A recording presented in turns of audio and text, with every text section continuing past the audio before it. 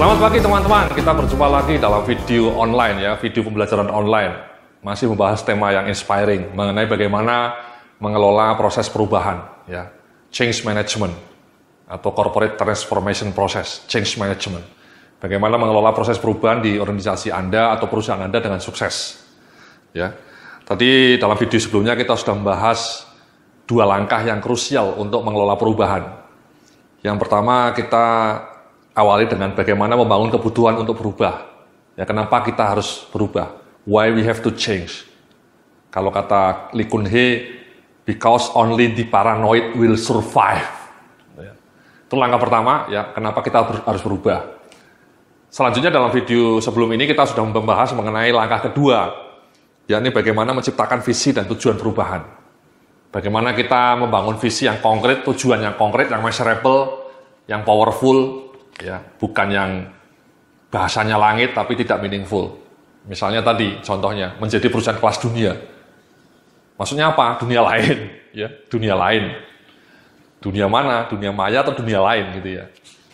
Jauh lebih meaningful kalau Anda punya cita-cita atau tujuan perubahannya itu 5 tahun lagi perusahaan ini revenue-nya menjadi triple, ya. Triple your revenue within next 5 years. Itu kan bagus. Triple your revenue within next 5 years, ya. Dalam 5 tahun ke depan, revenue perusahaan Anda naik 3 kali lipat. Itu kan dahsyat, Mas. Wonderful. Oke. Nah, kemudian di langkah yang berikutnya ini kita akan membahas di slide nomor 27 ya. Di depan Anda ini Anda bisa melihat slide-nya. Bagaimana developing political support ya. Ini political support dalam arti office politik, Mas ya, bukan politik nasional ya, tapi office politik. Karena kita kerja di perusahaan itu seringkali muncul intrik-intrik, Mas ya. Konflik antar departemen, intrik. Tahu ya, intrik ya, office politik istilah. Saling menjegal. Ya. Itu semua terjadi karena mungkin tadi perbedaan kepentingan, vested interest, pertarungan merebut kekuasaan, alokasi sumber daya. Jadi memang CEO-nya harus tangguh, Mas ya, strong. CEO-nya harus bisa menjadi seorang fasilitator yang kuat. Jangan membiarkan berbagai divisinya perang. Divisi marketing konflik dengan divisi produksi konflik dengan divisi maintenance misalnya. Ya, maintenance-nya sering konflik dengan divisi finance atau warehouse atau gudang ya. Karena spare part-nya nggak pernah muncul. Itu sering terjadi, Mas. Nah, kalau itu terjadi ya proses perubahan tidak akan berjalan. Impossible itu. Kalau semua divisinya saling konflik, saling menyalahkan, ya itu bahaya, dangerous. Kita harus fokus pada solusi, Mas, pada harapan, pada solusi, bukan saling menyalahkan, blaming each others ya. Nah, ini dalam developing political support ini Anda harus mengakses change agent power, kemudian mengidentifikasi key stakeholders dan influencing stakeholders. Ini simple ya, siapa sih sebenarnya tokoh-tokoh kunci di perusahaan Anda? Kalau dalam leveling ya mungkin direktur apa ya, direktur produksi biasanya yang paling powerful. Kalau Anda kerja di manufacturing. Kalau kerja di perusahaan jasa ya mungkin direktur marketing ya. Jadi level direksi ini harus disatukan suaranya. Jangan direktur marketing beda suara dengan direktur finance. Direktur finance-nya beda suara dengan direktur operation. Itu nggak boleh.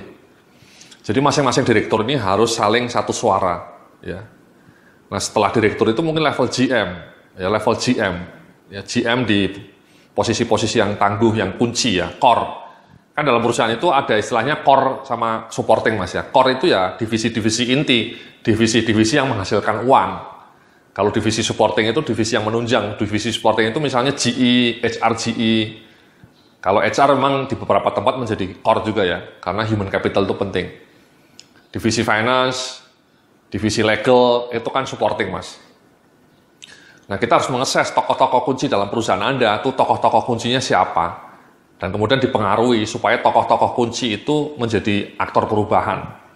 Ya. Jadi misalnya yang bersemangat melakukan perubahan hanya direktur marketing, tapi direktur produksinya setengah hati. Ya itu bahaya juga. Ya, marketingnya mengeluarkan produk-produk baru, ide-ide baru, tapi produksinya tidak support. Itu akan terganjal juga. Ya tadi contoh di Sony tadi ya, bagaimana seorang Ken Kutaragi mencoba mengusulkan ide baru PlayStation, tapi tiba-tiba tokoh-tokoh kuncinya itu ya direktur produksi, direktur divisi audio, direktur divisi televisi itu enggan. Itu kan dangerous, Mas. Untung Ken Kutaraginya lincah. Dia developing political support. Dia melobi komisarisnya, melobi board of directors. Ya, itu lobby, Mas. Nah, kadang-kadang banyak ini manajer yang bilang sama saya, Mas Yudhya, saya itu susah meyakinkan direktur atau susah ide saya ditolak. Itu menurut saya justru menunjukkan Anda tidak terampil untuk meyakinkan orang lain, Mas. Jadi jangan terlalu mudah menyalahkan direksi, jangan terlalu mudah menyalahkan owner. Mungkin kemampuan Anda untuk melobi, kemampuan Anda untuk meyakinkan orang lain itu tidak tinggi. Inilah salah satu keterampilan kunci manajer ya. Itu paling penting itu menurut saya adalah persuasive communication skills. Bagaimana Anda lobby bisa meyakinkan CEO Anda atau direksi Anda untuk menerima ide-ide Anda. Karena direksi sama CEO itu juga manusia. Mereka pasti akan bisa diyakinkan. Asal argumen Anda kuat, ya. Dan kata orang ahli perilaku, meyakinkan orang lain itu ya bisa pakai bahasa tubuh, bisa pakai visualisasi, ya visualisasi. Ya, jangan hanya pakai PowerPoint slide, tapi pakai visualisasi. Ada videonya, ya, Anda contohkan itu, video kalau tidak berubah, ya, video perusahaan-perusahaan lain. Jadi itu lebih powerful, Mas, lebih persuasif meyakinkan orang lain, tidak hanya dengan slide yang mungkin terlalu kaku. Anda harus pakai multimedia, pakai video, pakai foto-foto, ya. Jadi seperti itu, Mas. Ya, jadi Anda harus melakukan proses seperti itu, mengidentifikasi tokoh-tokoh kunci dan kemudian membujuk tokoh-tokoh kunci itu untuk mendukung perubahan. Nah, di dalam slide berikutnya ini di slide 28 Anda bisa melihat sebenarnya roles in organizational change itu ada 3, Mas ya. Change sponsor, yakni sponsor perubahan yang berinisiatif mengarahkan proses perubahan, mungkin dituju oleh CEO-nya atau bahkan CEO-nya sendiri sebagai change sponsor, ya. Emir Syahsatar sebagai waktu jadi CEO Garuda ya dia yang memimpin perubahan.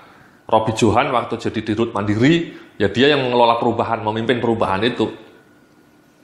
Kemudian change agent itu ya agen-agen perubahan ya, Mas ya, VP-VP-nya, vice presidennya atau GM-GM, atau bahkan dibentuk sendiri satu ad hoc tim perubahan misalnya. Dia bertugas mensosialisasikan tujuan perubahan tadi, triple your revenue within next 5 years, ya, membujuk orang lain, ya, change agent. Mensosialisasikan ide-ide perubahan keliling ke kantor, ya. Jadi misalnya kayak Telkom mungkin membentuk change agent ya, keliling. Nah, change target ini ya partisipannya, Mas, partisipannya. Jadi bagaimana orang-orang itu diyakinkan supaya mau melakukan perubahan, ya, change agent, ya, oleh change agent. Jadi ada change sponsornya, ada change agentnya. Tapi yang paling kunci sebenarnya tadi orang-orang yang menduduki posisi struktural, ya, direktur atau GM. Dan apalagi kalau direkturnya untuk divisi yang kunci, divisi inti, itu biasanya justru paling pegang peranan untuk perubahan.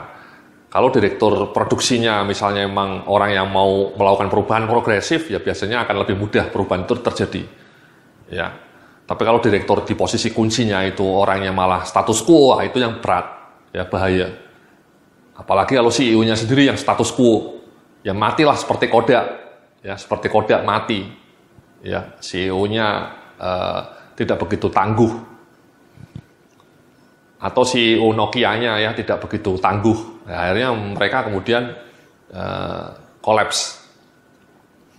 Jadi itu masih langkah ketiga, bagaimana kita membangun dari political support supaya ide-ide perubahan itu bisa berjalan dengan mulus dan nantinya bisa dieksekusi dengan lancar dan didukung oleh sumber daya yang memadai. Saya rasa seperti itu, nanti kita akan lanjutkan dalam video berikutnya. Terima kasih, sampai jumpa.